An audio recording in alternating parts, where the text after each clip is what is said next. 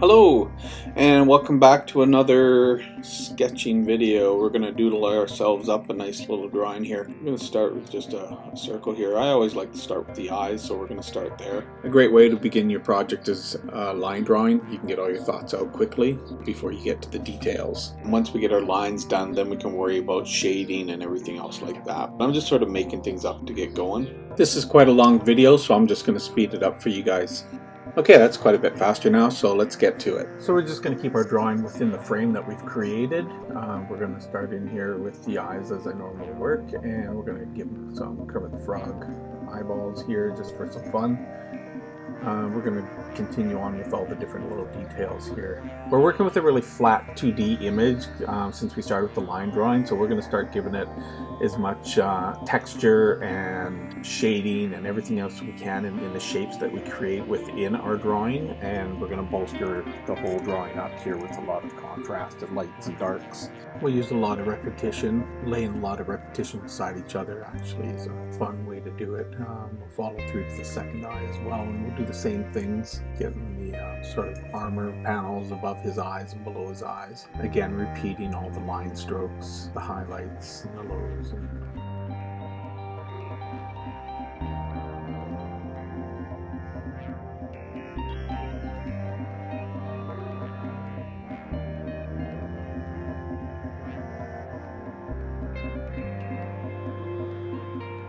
Quickly measure in a couple of horns here along the spine of his back, and just shade everything in the same here. Generally, sort of make it up as we go along, still maintaining the basic rules of chiaroscuro, or the lights, the shadows, the reflective light.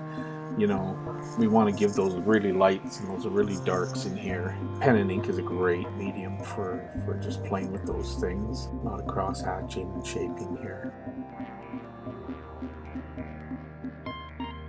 I tend to go over it in layers and layers. I know that some pen and ink drawers are very precise as to where they put each line. I do use it a little bit more like a sketching exercise.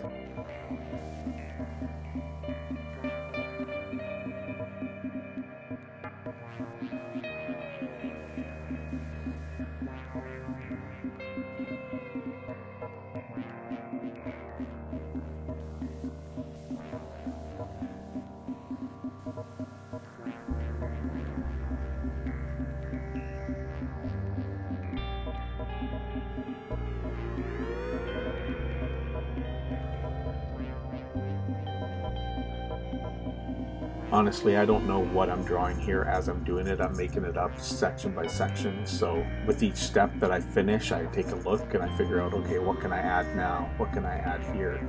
And so I rough it in with a couple little lines, and then I start in with the details again with a lot of repetition. Especially when you're doing a creature like this, it looks like he's probably, amphibious and scaly and all that sort of stuff. So, scales sort of all have to follow that same pattern. You could do the entire thing in scales. For me, that just gets way tedious. I've done it several times and, kind of moved on. There's so many different ways to enjoy doing the texture of, a face, blending in with the scales and then, creating other types of tissues. And, who's to say that these scales aren't along the face as opposed to little round ones. We can create them any way we want.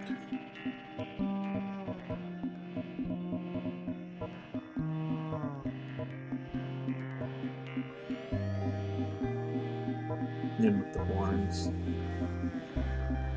sort of attaching everything together, sort of bridging between the detailed areas between horns and eyes.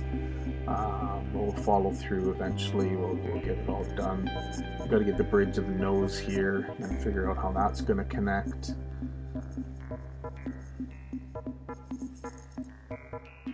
Again, we're going to stick to our armor panels and the general theme of how we're creating this glorious creature for us.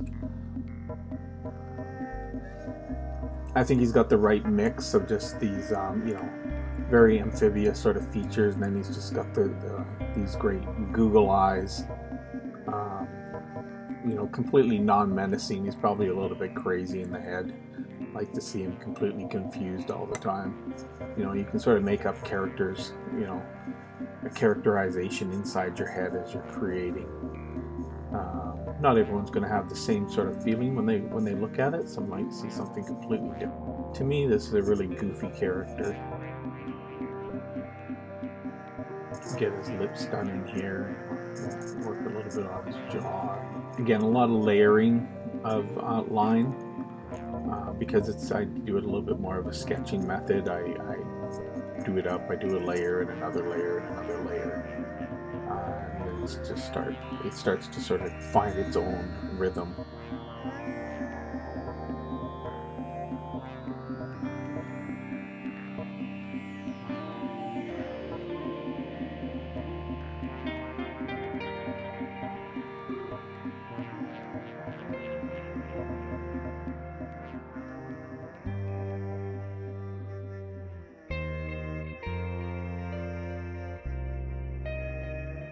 He's starting to take shape now. I think we need a few horns on the side, on the other side of his head here. We kind of left those out, so we'll fit in a few. Get some details in his mouth, fill it in, get some dark spots. Figure if he's amphibious, he's got to have one of those sticky tongues that he can shoot out, so we'll just sort of stick one of those in there.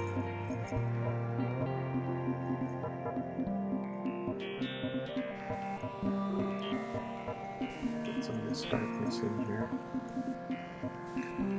With a really fine pen, it's hard to get really hard darks, especially with this type of drawing, so we'll go back in afterwards and we'll sort of deepen some of those dark spaces.